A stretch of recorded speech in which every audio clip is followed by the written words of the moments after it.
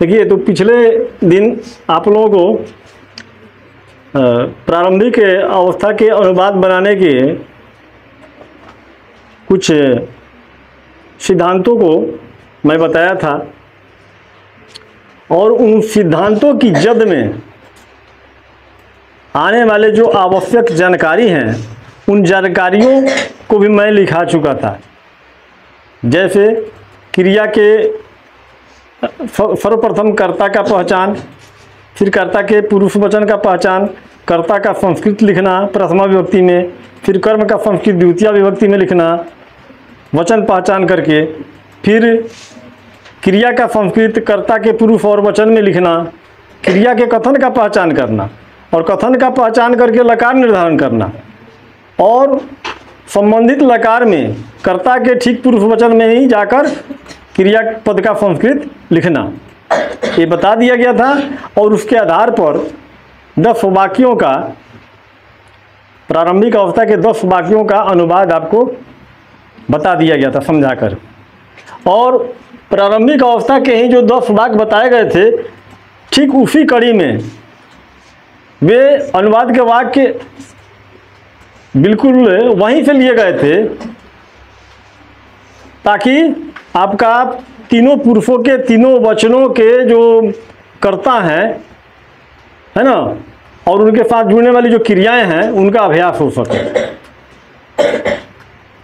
और एक बात और भी जान लीजिए, मैं आगाह कर देता हूं कि कर्ता के स्थान पर 2 ही प्रकार के पद आते हैं, संज्ञा पद या सर्वनाम पद।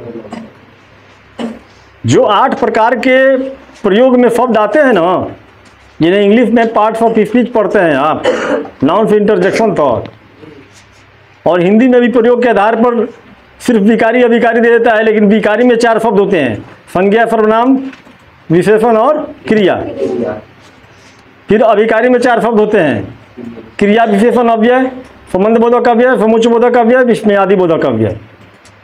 ये दुर्भाग्य की बात है कि परंपरागत रूप से क्रिया विशेषण के साथ अव्यय लिखा ही नहीं जाता है, नहीं लिखा हुआ रहता है व्याकरण की पुस्तकों में, लेकिन बेचारा वो भी अव्यय है, वो भी अभिकारी है। जो अव्यय है वहीं अभिकारी है। खैर, मुझे अव्यय और अभिकारी अभी नहीं समझाना है, तो मैं बताना ये चाह रहा था कि कर्ता के स्थान पर संज्ञा और सर्वनाम पद के अतिरिक्त तीसरा कोई पद आएगा ही नहीं, या गांठ बांधकर रख लें।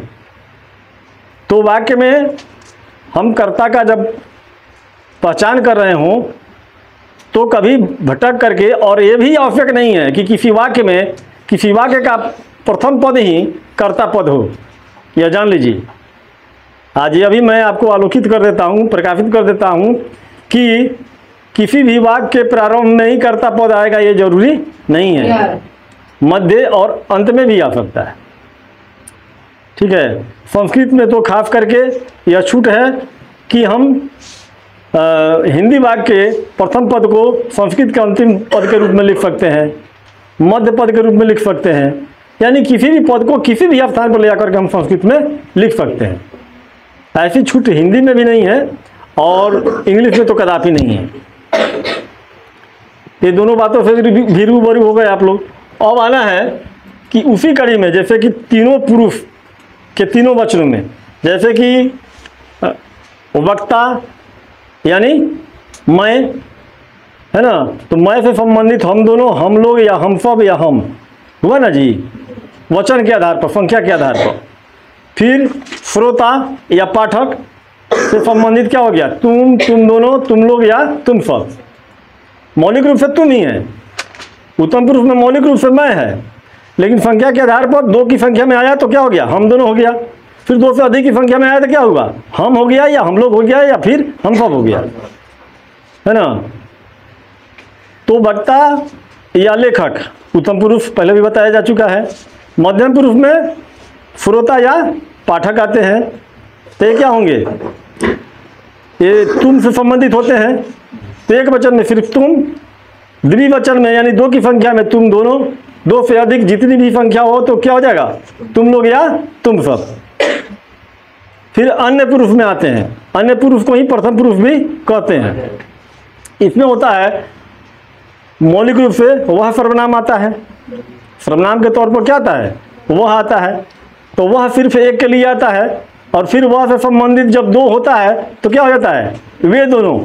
वह दोनों ना होकर के क्या हो जाता है, वे दोनों। फिर दो से अधिक जैसे होता है तो क्या होता है, वे हो जाता है। सिर्फ वे कहते हैं तब भी बहुवचन है, वे लोग कहें तब भी बहुवचन, वे सब कहें तब भी बहुवचन। ये हो गया, ये सर्वनामों की बात हो गई। फिर इसमें बच कौन गया, संज्ञा पद। तो संज्ञा पद सिर्फ और सिर्फ अन्य पुरुष में ही आते हैं, प्रथम पुरुष में ही आते हैं। चूँकि संज्ञा पद का प्रयोग किसी वाक्य में कर्ता के तौर पर जब भी हुआ रहता है तो वह स्वयं बोलने वाला नहीं होता है, वह स्वयं वक्ता नहीं होता है, और न ही श्रोता होता है, न लेखक होता है, न पाठक होता है ना। चूँकि राम संस्कृत पढ़ता है तो यह बात न राम कहता है न राम सुनता है, न राम लिखता है न राम पढ़ता है। बात समझ गए। इसलिए सभी संज्ञा प्रथम पुरुष ही हैं, उसी पर आधारित। जैसे कि अब पुल्लिंग और स्त्रीलिंग इन दोनों पर ही तीनों पुरुषों के तीनों वचनों में कर्ता और क्रिया का प्रयोग करके वाक्यों को दिया गया था। 5 ठो मात्र 10 ठो उस दिन बताया गया था, और उसके बाद जो बच गया था उसको मैं आज दिया हूँ। जैसे सीता से संबंधित सिर्फ दिया गया था, सीता और गीता से संबंधित नहीं दिया गया था। यानी स्त्रीलिंग के प्रथम पुरुष के द्विवचन के संज्ञा को नहीं दिया गया था कर्ता के रूप, नहीं, यह वंचित था, तो ये दे दिया गया। यहाँ फिर आप देख रहे हैं यहाँ बहुवचन का दिया गया, सीता गीता और रीता वाला, है ना। वैसे ही जो भी बाकी था उसको दिया गया है। यानी दोनों लिंगों के, पुल्लिंग और स्त्रीलिंग दोनों लिंगों के तीनों पुरुषों के, यानी प्रथम पुरुष, मध्यम पुरुष और उत्तम पुरुष के दोनों वचनों, तीनों वचनों में, एक वचन, द्विवचन और बहुवचन में कर्ता और क्रिया को रख करके जो बच रहे थे वाक्य, उन वाक्यों को मैं आज दे करके आपको अभ्यस्त करा देता हूँ। आइए, तो सबसे पहला वाक्य है, सीता और गीता गीत गाती हैं। सीता और गीता गीत गाती हैं। सीता और गीता एक से अधिक है ना जी, 2 की संख्या में है। तो 2 की संख्या में होने पर भी बहुवचन वाला ही स्थिति रखा जाता है। जैसे क्रिया में क्या हो जाएगा, हैं, वे दोनों सिनेमा देखती हैं। आइए, तो सीता और गीता गीत गाती हैं। सर्वप्रथम कर्ता इसमें हमको ढूंढना है, कर्ता कौन है जी, सीता और गीता कर्ता हैं। कर्ता क्यों है, क्योंकि क्रिया को जो करे उसे ही कर्ता कारक कहते हैं। हाँ, कर्तृवाच्य के वाक्यों में जो भी नियम अभी बताया जा रहा है सब कर्तृवाच्य के वाक्यों को बनाने वाले नियम हैं। कर्मवाच्य के लिए कुछ अलग नियम हो जाता है, कुछ उसमें तब्दीलियां होंगी, है ना। तो कर्तृवाच्य के वाक्य ही अधिकांश हमें प्रयोग में मिलते हैं, ठीक है ना। तो सीता और गीता गीत गाती हैं, इसमें सीता और गीता कर्ता हैं, और सीता और गीता क्या है, संज्ञा है। और संज्ञा के कौन है, कौन लिंग है, स्त्रीलिंग है, ठीक है। तो संज्ञा है। अब है कि संज्ञाओं का रूप उसी के समान संज्ञा वाले शब्द के रूप पर ही चलाया जाता है। तो हम देखेंगे कि सीता शब्द का संस्कृत लिखना है तो सीता कैसा शब्द है, स्त्रीलिंग है कि पुल्लिंग। तो स्त्रीलिंग तो क्लियर है कि सीता एक लड़की है या महिला है, गीता भी एक महिला है। तो क्या हो गया, ये स्त्रीलिंग है। और इनके अंत में हम देख रहे हैं कि ये स्वरांत शब्द है कि व्यंजनांत शब्द है, यानी अजंत शब्द है कि हलंत शब्द है। स्वरांत शब्द को अजंत कहते हैं और व्यंजनांत शब्द को हलंत कहते हैं। यानी जिसके अंत में हल लगा हो वो हलंत शब्द है, और हलंत शब्द है तो व्यंजनांत शब्द है, यानी अंत में व्यंजन वर्ण है नहीं। लेकिन यहाँ पर हम क्या देख रहे हैं, स्वर वर्ण है। कौन सा स्वर आया है, आ। तो आकारांत स्त्रीलिंग हुआ ना जी। तो आकारांत स्त्रीलिंग शब्द आपको पता है ना, लता शब्द, लता शब्द का रूप आपको पता है। तो लता मूल शब्द हुआ, और लता मूल शब्द हुआ, फिर लता का अर्थ क्या हुआ, लता ही हुआ, या उसको बेल भी कहते हैं।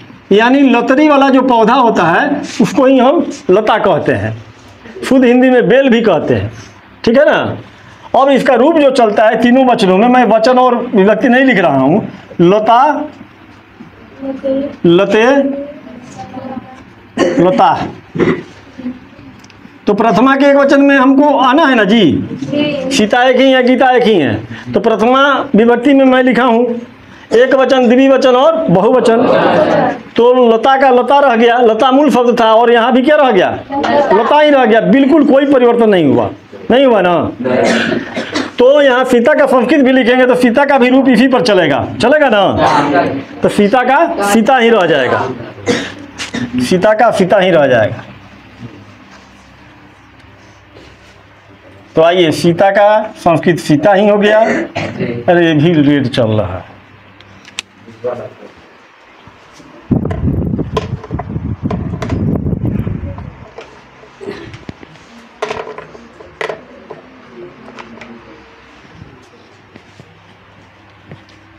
तो सीता का संस्कृत यहाँ सीता ही हो गया।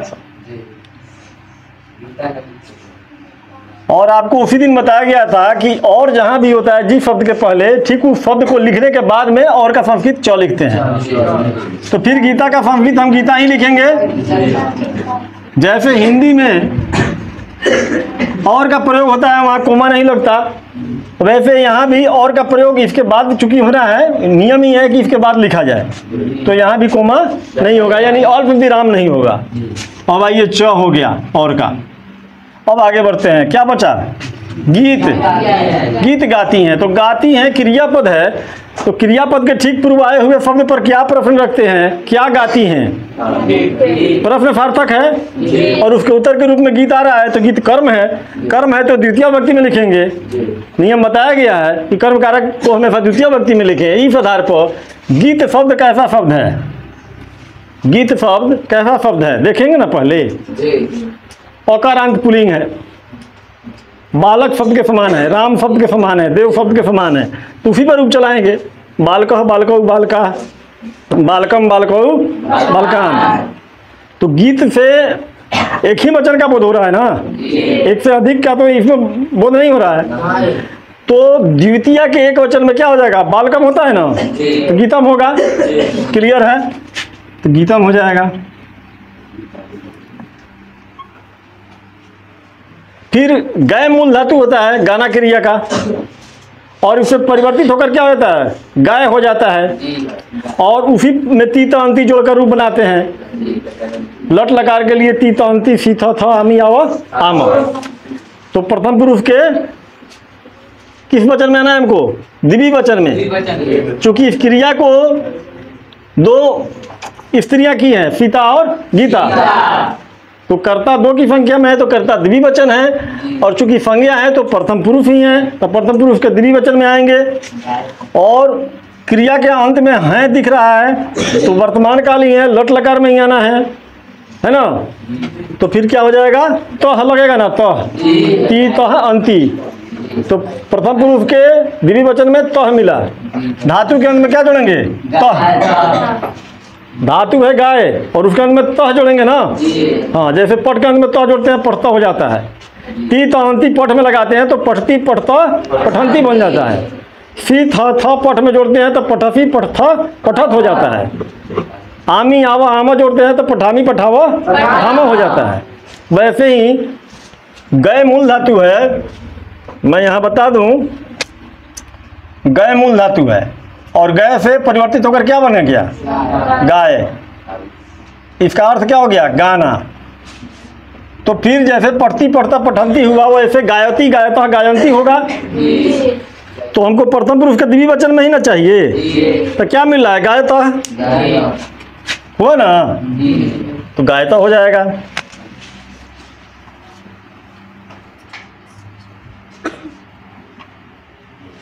अब समझने में कोई दिक्कत?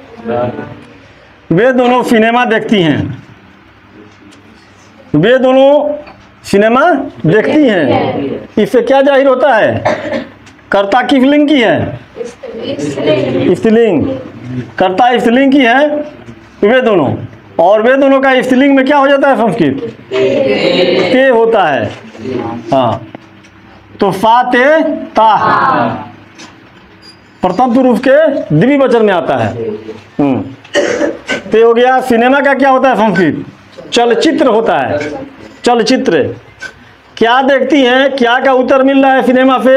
कर्म है, कर्म कारक में द्वितीय विभक्ति लगाना है, तो क्या हो जाएगा? चलचित्र। चलचित्र शब्द भी बालक जैसा है, द्वितीय के एक वचन में बालकम होगा, तो फिर क्या हो जाएगा यहाँ? चलचित्रम। ते चलचित्रम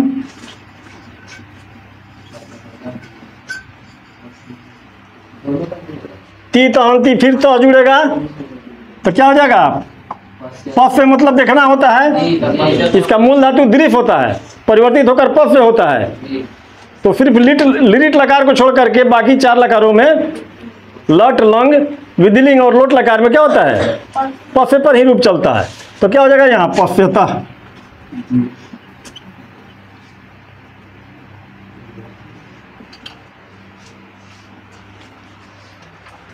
फिर राम, श्याम और राकेश गेंद खेलते हैं,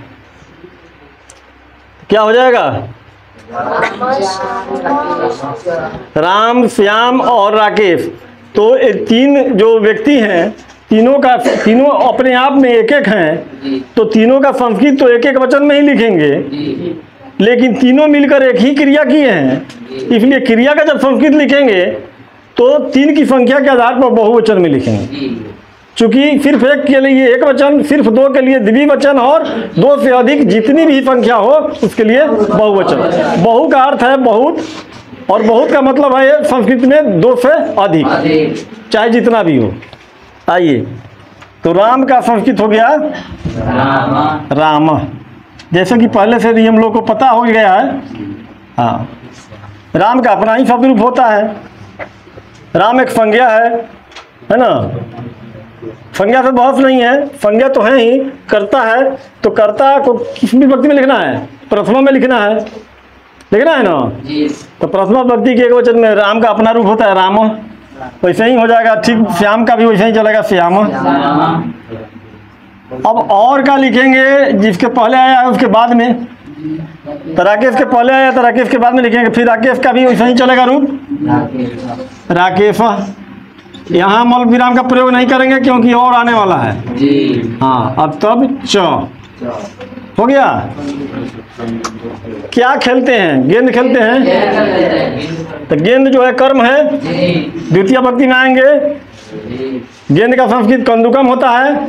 जैसे फलम शब्द अकारांत पुल्लिंग है, वैसे कंदुकम शब्द है, अकारांत पुल्लिंग में आएंगे कंदुकम। प्रथमा और द्वितीय दोनों सेम होता है अकारांत पुल्लिंग का। फलम फले फलानी, फलम फले फलानी। तो प्रथमा के एक वचन में भी फलम, द्वितीय में भी फलम। तो वैसे ही कंदुकम एक वचन में प्रथमा के भी, और द्विवचन और द्वितीय के भी एक वचन में। तो द्वितीय के एक वचन में कंदुकम हो जाएगा गेंद का, कंदुकम।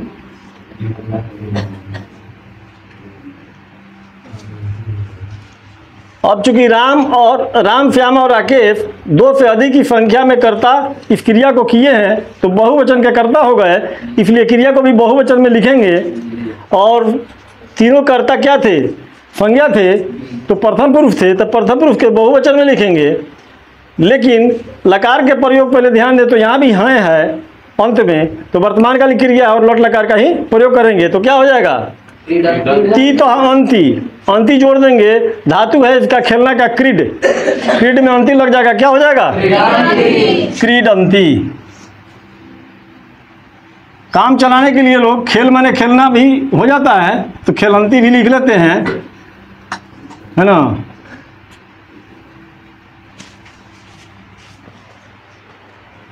दीव माने भी खेलना होता है, क्रीड माने खेलना, खेल माने भी खेलना। आइए, वे नारियल खाते हैं।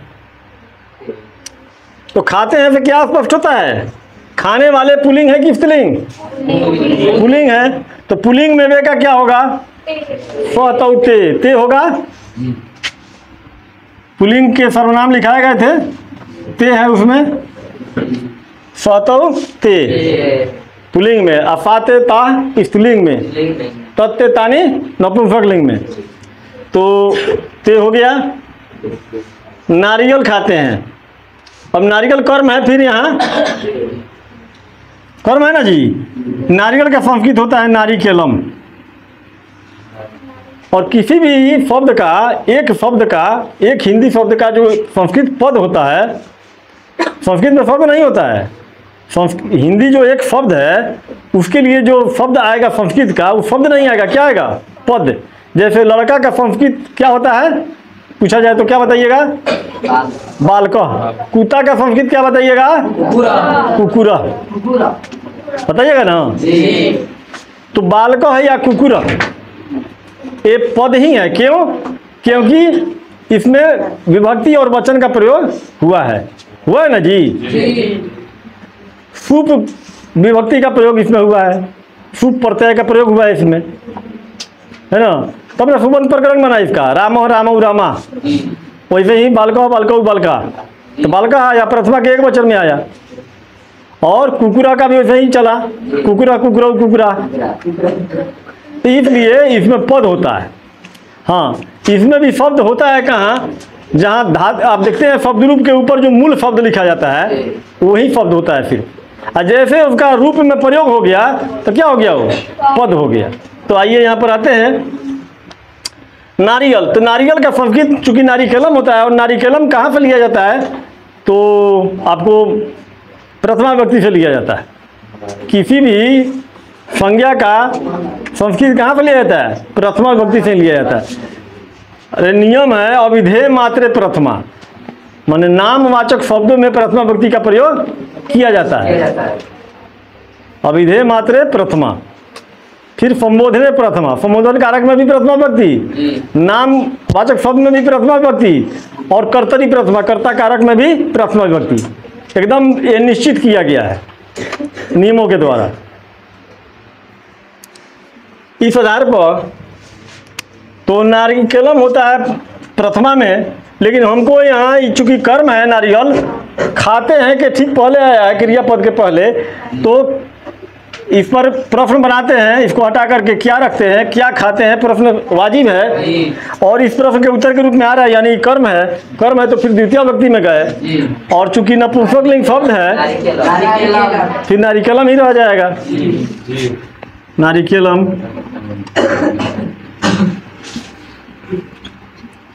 और यहाँ पर हम देखते हैं कि खाद माने खाना क्रिया का धातु क्या हो जाएगा? खाद। और खाद का और है क्रिया के अंत में तो वर्तमान काल है, और लट लकार में ही हम चलेंगे। ती तो अंति करता है यहाँ वे का संस्कृत हुआ ते, ते प्रथम पुरुष के बहुवचन में। तो प्रथम पुरुष के बहुवचन में अंति जुड़ता है तिंग प्रत्यय में, तो खाद में अंति लग जाएगा, खादंती। जैसे पठंती होता है वैसे खादंती।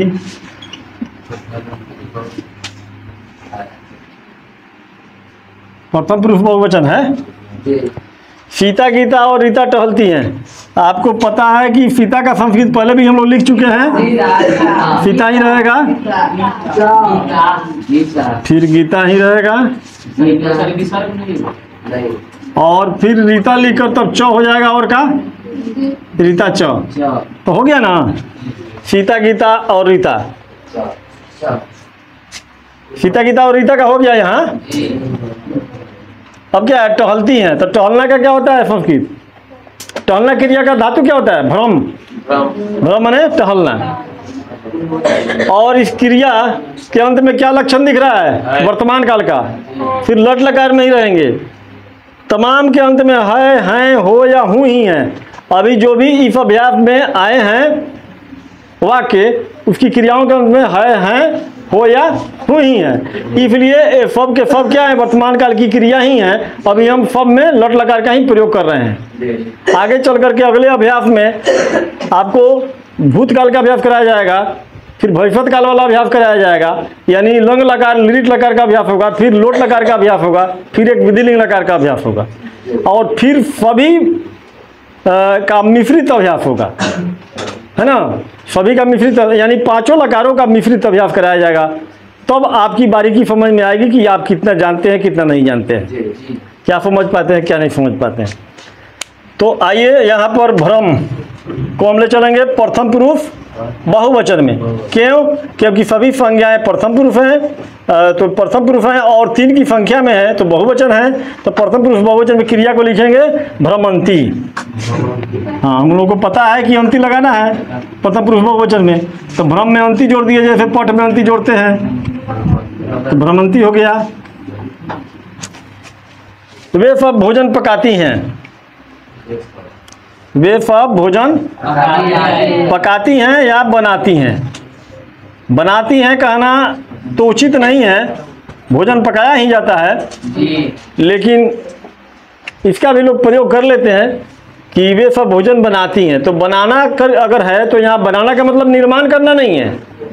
भोजन बनाने में निर्माण नहीं होता है, क्या होता है? पकाया जाता है। भाव को भी समझना जरूरी होता है। जो वास्तविक भाव निकल कर आता है उस भाव के आधार पर संस्कृत लिखा जाता है। यहाँ बनाने का मतलब है पकाना। तो वे सब का संस्कृत क्या हो जाएगा? नहीं, सातेता। वे का क्या हो जाएगा संस्कृत? स्त्रीलिंग है ना। वे सब भोजन पकाती हैं में पकाती हैं से स्पष्ट होता है कि पकाने वाले जो है स्त्रीलिंग है, पकाने वाली स्त्रीलिंग है। तो स्त्रीलिंग में सात ता होता है, एक वचन में सात, द्विवचन में ते और बहुवचन में ताह। तो वे सब का संस्कृत हो गया ताह। आप लोगों ने याद नहीं किया उसको? अच्छा, तो बताया जाएगा। याद नहीं किए तो उसका पारितोषिक दिया जाएगा आप लोगों को।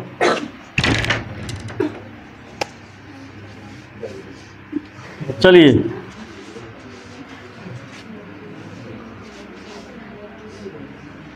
तो ता हो गया। भोजन यहाँ कर्म है, जैसे कि कर्म का पहचान हम बताते हैं उस आधार पर यहाँ भोजन कर्म है, आप लोग अब समझ सकते हैं। तो भोजन का भोजनम हो जाएगा। भोजन अकारांत पुल्लिंग शब्द है, बालक की तरह भोजनम हो जाएगा। और पच माने पकाना होता है।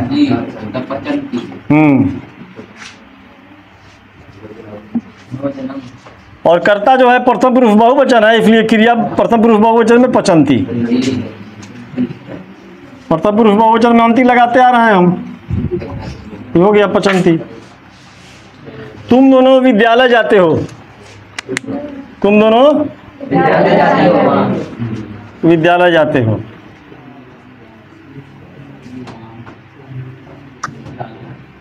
हाँ, तुम दोनों का क्या होगा संस्कृत? युवाम। तुम युवाम यूयम।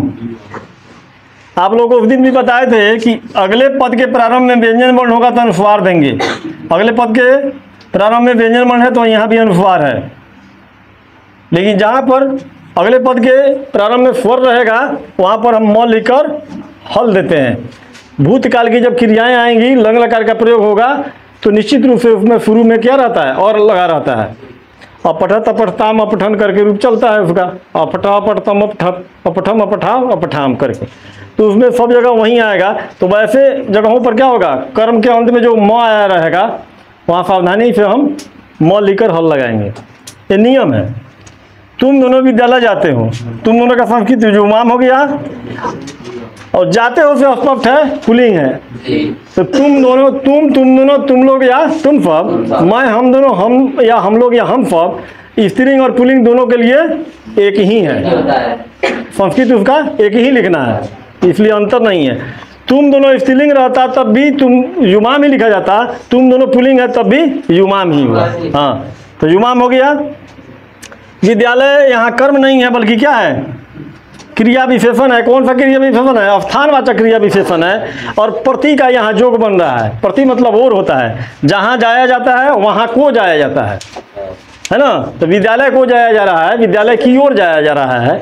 इस सेंस में यहाँ क्या होगा? विद्यालय शब्द में द्वितीय विभक्ति का प्रयोग होगा, जबकि ये कर्म नहीं है। चूंकि क्या जाते हो प्रश्न निरर्थक हो जा रहा है।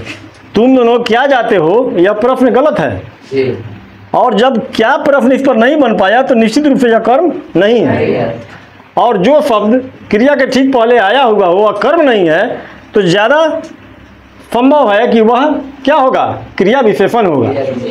क्रिया से जुड़ा हुआ दो ही ऐसा शब्द है, एक कर्म है और एक क्रिया विशेषण है जो उनके साथ अटैच्ड रहता है, समझे ना।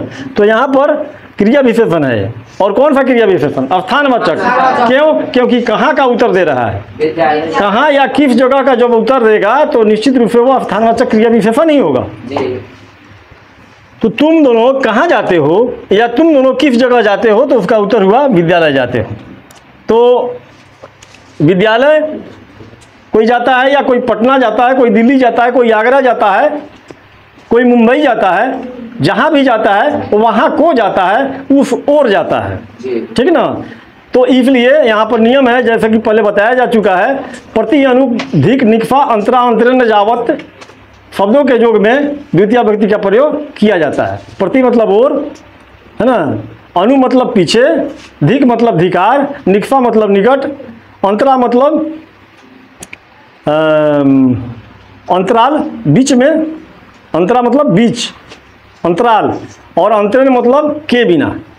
तो आइए यहाँ पर प्रति का योग है तो विद्यालयम हो जाएगा, द्वितीय व्यक्ति का प्रयोग होगा प्रति के योग में विद्यालयम। और क्या हो गया, जाते हो, मध्यम पुरुष द्विवचन में क्या होगा, थ लगेगा ना, सी थ थ तिंग प्रत्यय होता है, यानी पठसी पठथ पठत। तो ऐसे ही क्या हो जाएगा, गच्छसी गच्छथ गच्छत। तो फिर क्या आया द्विवचन में, गच्छथ, गच्छसी गच्छथ, तो गच्छत गच्छथ होगा। हम दोनों चाहे पुल्लिंग हो या स्त्रीलिंग हो, अमाम हो गया, होगा ना जी। हालांकि खाते हैं, क्रिया से स्पष्ट है, पुल्लिंग है, कोई फर्क नहीं पड़ता, अगर स्त्रीलिंग भी हो तो अमाम ही होगा। अब देखिए आगे आम शब्द है, आम का संस्कृत आम्र होता है मूल शब्द। अब आम्र का रूप चलाना है तो आ तो आ ही गया, फोर आ गया, तो यहाँ हम ध्यान देंगे, यहाँ अवाम वैसे न लिख करके म लिख कर हल देंगे, म लिख कर हल देंगे, ठीक है। अब आम कर्म है यहाँ, तो आम्रम होगा, प्रथमा और द्वितीय दोनों के एक वचन में आम्रम होगा, तो आम्रम। जैसे फलम होता है, फल शब्द पर रूप चलेगा, फलम फले फलानी, वैसे ही आम्रम आम्रे आम्रानी, फिर आम्रम आम्रे आम्रानी। तो द्वितीय के एक वचन में कर्म है, इसलिए आम्रम ही हुआ। फिर आगे खाद क्रिया है, खाद धातु आएगा, तो खा से शुरू होगा पद, तो व्यंजन आ रहा है, इसलिए हम अनुस्वार देंगे म के लिए। अब खाद मैंने खाना हुआ, कर्ता जो है हम दोनों उत्तम पुरुष द्विवचन है, तो उत्तम पुरुष द्विवचन में क्या हो जाएगा, आमी के बाद क्या हो जाएगा, आवह, यानी रूप चलता है आमी आवह आम, पठामी पठावा पठाम, तो खदामी खदावा खदाम। तो मैं के साथ आमी लगेगा, हम दोनों के साथ आवह लगेगा, और हम या हम लोग के साथ आम लगेगा। तो हम दोनों हैं, इसलिए द्विवचन में आमाम के साथ क्या हो जाएगा, अहम आमाम वयम। वैसे ही आमी आवह आम, तो आमी अहम के सामने पड़ा, आवह आवाम के सामने पड़ा, और आम वयम के सामने पड़ रहा है। अहम आवाम वयम, आमी आवह आम, तो आवा जुड़ रहा है यहाँ पर, हम दोनों के साथ है जो है यहाँ पर। तो आवा जुड़ गया, तो खाद में क्या हो जाएगा, खदावा, खदावा लिख लिए। अब आइए, तुम लोग रामायण पढ़ते हो, ठीक वैसे ही तुम लोग का क्या हो जाएगा, यूयम। ध्यान देंगे, युवाम में य में हर्षक होता है, और यूजम में य में दीर्घक होता है। हाँ, यूयम और मध्यम पुरुष उत्तम पुरुष के कोई भी जो करता है उनका संस्कृत समान रूप से होता है, स्त्रीलिंग पुल्लिंग दोनों में। तो तुम लोग का यूयम हो गया। रामायण कर्म है तो रामायणम हो जाएगा, ये भी अकारण पुल्लिंग है, ऐसा कई समझ चुके हैं आप। रामायणम पठ धातु का रूप मशहूर ही है, पठती पढ़ता पठंती पठसी पढ़ता पठत पठामी पठावा पठाम। तो यहाँ तुम लोग का संस्कृत यूयम है, त्वम युवाम यूयम, सी था थ, पठसी पठथा पठत, त्वम युवाम यूयम, अब पठसी पठथा पठत, तो पठत आया ना, पठत जहाँ यूयम आ रहा है वहीं पर पठत आ रहा है, उसी जगह पर। तो ठीक है, हम लोग का फिर क्या हुआ? अरे हम लोग का संस्कृत क्या हुआ? वयम। तो वयम हो गया। बगीचा का हुआ उद्यान। ऊ एक स्वर है, इसलिए यहाँ पर हम अनुस्वार नहीं देकर फिर मोह लेकर हल देंगे। हालांकि बगीचा का संस्कृत वाटिका भी लिख सकते हैं। हाँ, तो उद्यान ही अब लिखें, क्योंकि उसके अकॉर्डिंग हम लिख चुके हैं यहाँ म लिख के हल। तो और क्या है? बगीचा के आगे में है, सप्तमी विभक्ति का चिन्ह लगा हुआ है। सप्तमी विभक्ति का परसर्ग है, तो सप्तमी विभक्ति का प्रयोग करेंगे। बगीचा का संस्कृत उद्यान हुआ। अगर उद्यान ही हम लेकर चल रहे हैं अभी, वाटिका भी हुआ, तो वाटिका का रूप लता पर चलेगा, आकारांत स्त्रीलिंग है। और उद्यान का हम चला रहे हैं तो किस पर चलाएंगे? फल पर। और फल का शब्द रूप प्रथमा द्वितीय में क्या होता है? फलम फले फलानी, फलम फले फलानी। और तृतीय से क्या हो जाता है? बिल्कुल बालक जैसे चलता है, बालक या राम जैसे चलता है। जैसे बालके न बालकाभ्याम बालकई, वैसे क्या हो जाएगा? फले न फलाभ्याम फलई, बालकाय बालकाभ्याम बालकेभ्य, फलाय फलाभ्याम फलेभ्य, बालकात बालकाभ्याम बालकेभ्य, फलात फलाभ्याम फलेभ्य, बालकस्य बालकयोः बालकानां, फलस्य फलयो फलानां, बालके बालकयोः बालकेषु, फले फलयो फलेषु। तो फले आया सप्तमी के वचन में, जैसे बालकी आया, तो यहाँ वैसे ही क्या हो जाएगा? जैसे फले आया वैसे उद्याने हो जाएगा। हो जाएगा ना? उद्याने।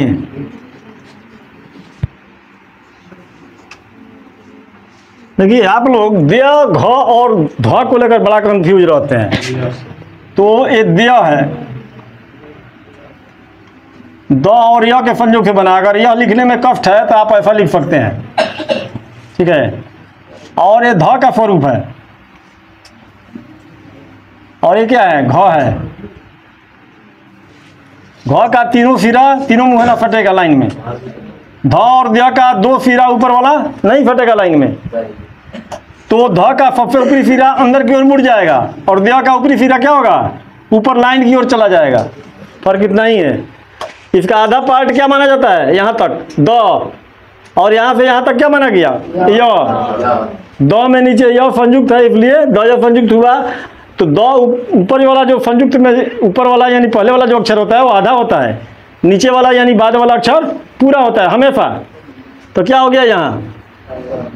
दो आधा करने के लिए क्या हुआ? हल लगा।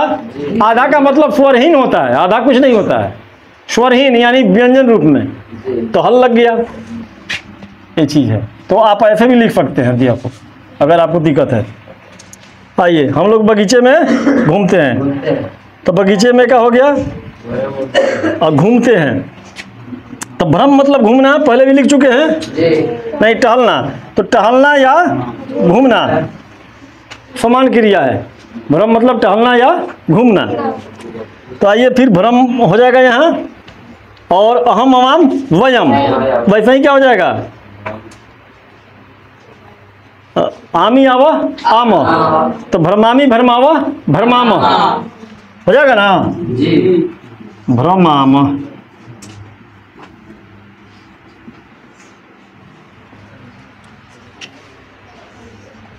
अब यहाँ पर मेरे समझ से अब आप लोग तीनों वचनों में दोनों लिंगों के कर्ताओं के साथ क्रिया को रखते हुए वाक्यों का अनुवाद बनाने में आप सक्षम हो गए। इसके बावजूद भी अगर कोई दिक्कत है, आपत्ति है, तो ऑफलाइन वाले ऑफलाइन और ऑनलाइन वाले ऑनलाइन पूछ सकते हैं, है ना? कि यहाँ पर ये चीज़ समझ में नहीं आया। अब रह गया कि ऑफलाइन वाले को काफ़ी सारा मटेरियल दिया गया है ना? जैसे क्रिया के कथन विधि का पहचान, सहलकार प्रयोग, फिर जो है 3 प्रत्यय 5 लकारों का, यानी लट लकार में ती तहंती सी थ आमी आवाम, लंग लकार में अत्ता मन अहतम त अम आवाम, लिरिट लकार में स्यति स्यत स्यंति स्यसि स्यथ स्यत श्यामी श्यावा श्यामा। लोट लकार में तूता मंतु अतम त आनी आओ आम। विधिलिंग लकार में एते ताम एतमेत यमेव एम। इन 5 लकारों का ये तिंग प्रत्यय है। तिंग प्रत्यय मतलब एक प्रकार से समझिए अंतोच्चारणिक सूत्र है, यानी धातु के अंत में सीधे जोड़ो इसको और समझिए कि रेडीमेड मसाला है, जोड़ते ही तैयार हो गया एकदम, ठीक है ना। लेकिन इसका मतलब ये नहीं होता कि दुनिया की सारी क्रियाओं के धातु में जोड़ दीजिएगा तो बन ही जाएगा।